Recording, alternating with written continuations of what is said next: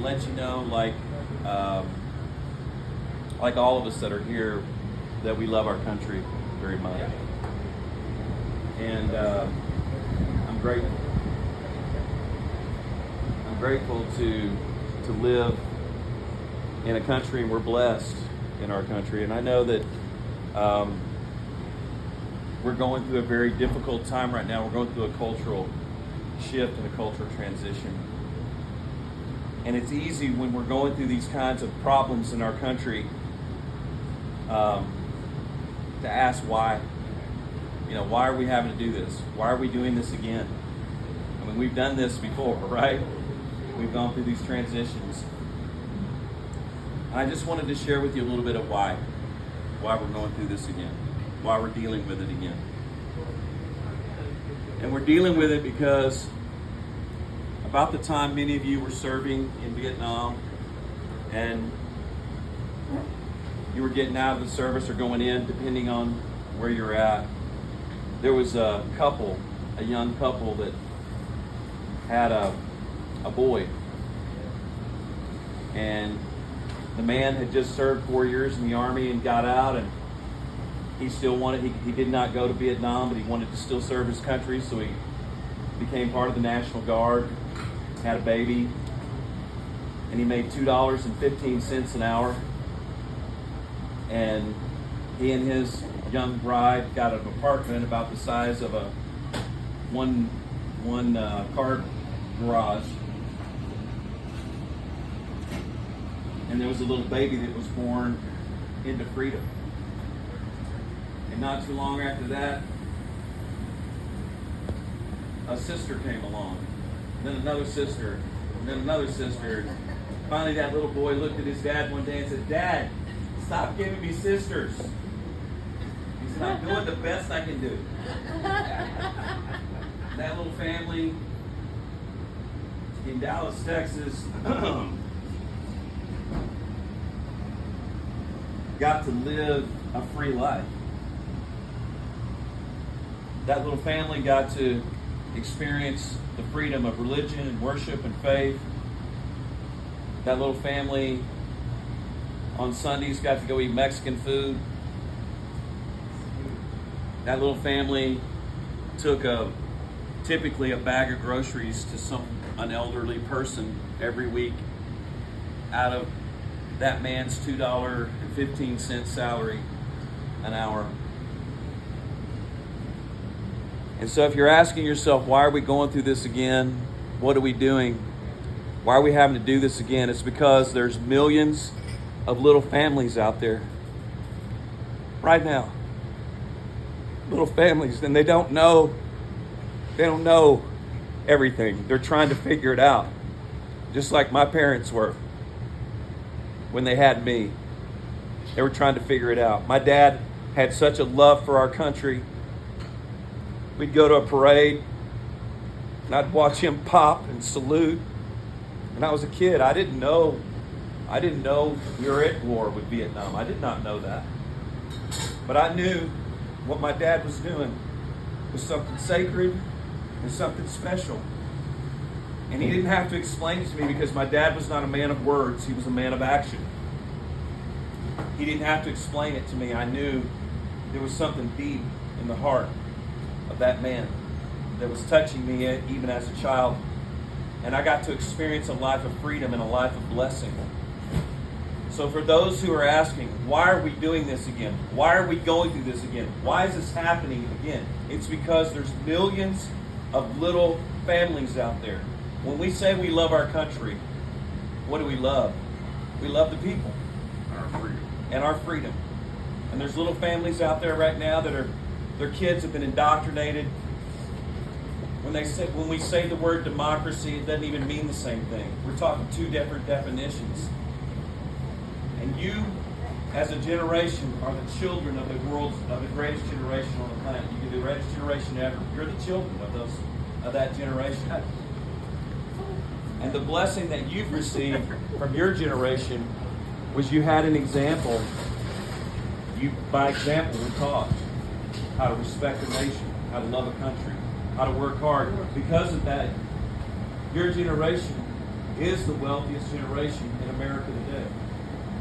You have more wealth, more ability, and it's because you had an example. And so when I come every week, I want to encourage you. Big Rick, you're an example. You're an example of a man who's passionate about his country. Taz, you're an example. Wolfie, you're an example. And our generation, this upcoming generations, all these little families with little kids, we have created a state of willful helplessness in our country right now through our education system and not having the example of men and women who will show how they feel and how they love this country. And so I want to encourage you, don't give up. Don't listen to the news. If it's depressing you like it does me, it makes me so mad. I want to just kick the TV in. The evil that's going on right now is so dark, but it's been around forever. It's been around since the beginning of time. And one thing you need to know, evil is fragile. Life is fragile. Goodness is fragile. It's all very fragile. And all it takes is a few people that will show that they genuinely love their country and communicate that. This generation coming in, I got to spend a few minutes with your son today. 25 years old, sharp kid, smart, respectful, has honor inside him. You can tell. This is why you're so valuable, guys. Post 3513, you're valuable, you're needed. And if you're wondering, if you're saying, why are we still doing, this is why, because there's millions of young families with little kids that are just trying to figure life out. And I got to be born into one of those little families. And because of the fact that I was born into a free nation and a free country, I've been blessed as an adult. And when I come to you every week, I want to share that with you. I want you to feel that. I want you to know that you are loved, you're valuable, and you're blessed. And I am proud to be an American. Yeah. Amen. We love you.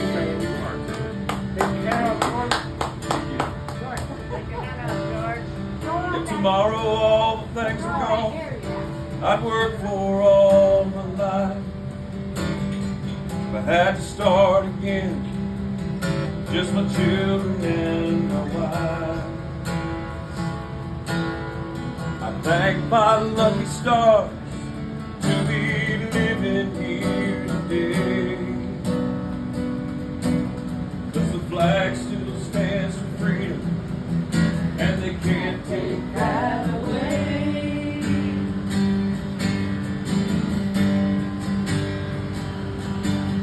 And I'm proud to be an American, where at least I know I'm free.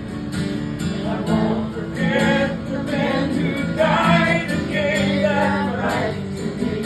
I'm glad we stand up next to you and defenders still today.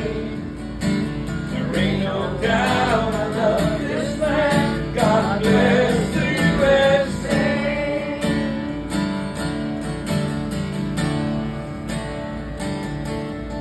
From the lakes of Minnesota. I'm going there Thursday. Yes. I'm glad you're sober. To the hills of Tennessee, across the plains of Texas, from sea to shining sea, from Detroit down to Houston, from New York to LA.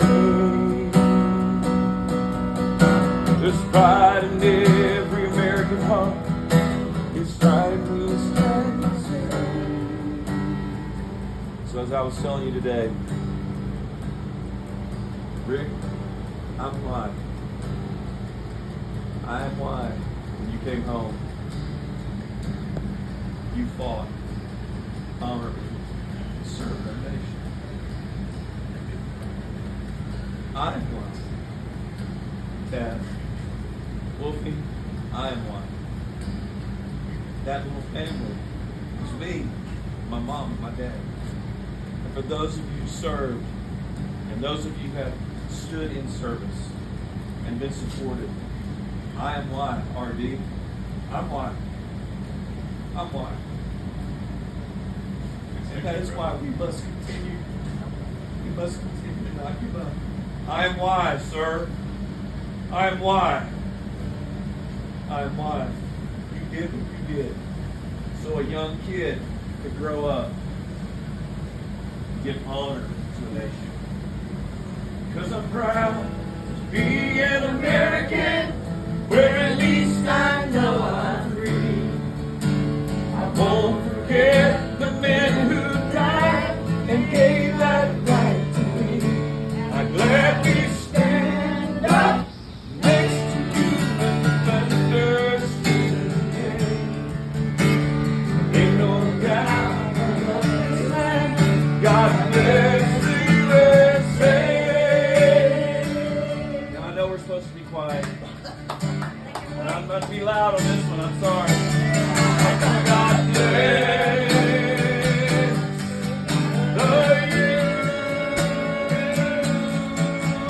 bless the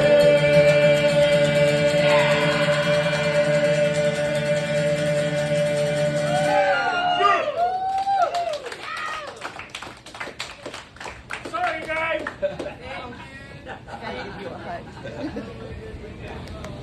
Some things you just got to be passionate about.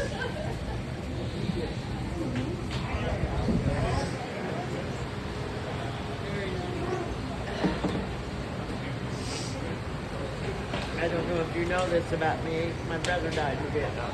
My mother's only son. And my father was in USSR. And he died in my arms at 90. That's why I do what I do.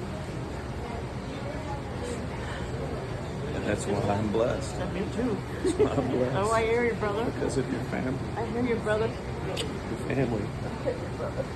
Family. That's it. Fight the wire down. Fight the wire down. Now and forever. Your family was why. It was for me to be a little kid Yep. and to be free Yep. and to learn and see and grow and not Absolutely. understand everything. Absolutely.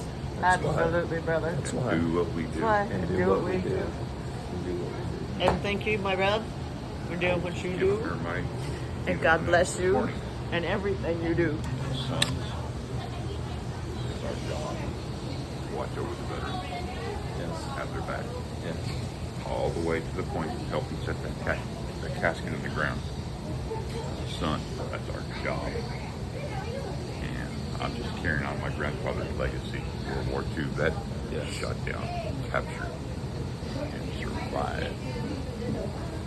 Made me realize just how tough that old man really was. Yeah. It's a tough He guy. was just, you're such a genteel gentleman, so kind. But a couple of little things happened throughout our time together. And you realize just how tough that old McCrae was. He was tough. He was tough, and he did that for you, Yes, he did. Yes, he did. Yes, he so did. that you could be a kid, For his family, so that you for could his love family. life Yeah, for others. yeah. And I'm grateful. Yeah, I've been instructed that I better carry on his legacy proudly and honorably. Yes. And that's the best that I can do. Amen. Appreciate you, brother. There's an old photograph with him. I think he had just come home from boot camp Yeah. with the Army Air Force, United States Army Air Corps, Yeah. because he had the fireman's hat and the tall boots, leaning up against an old early 40s Indian Oh, that's cool. with a big shaking grin. That's cool. And his sister and he said he used to tear up the roads with that thing. Anybody want to get on the back? Come on, let's go. That's I awesome. keep bugging him. I want that too. Absolutely.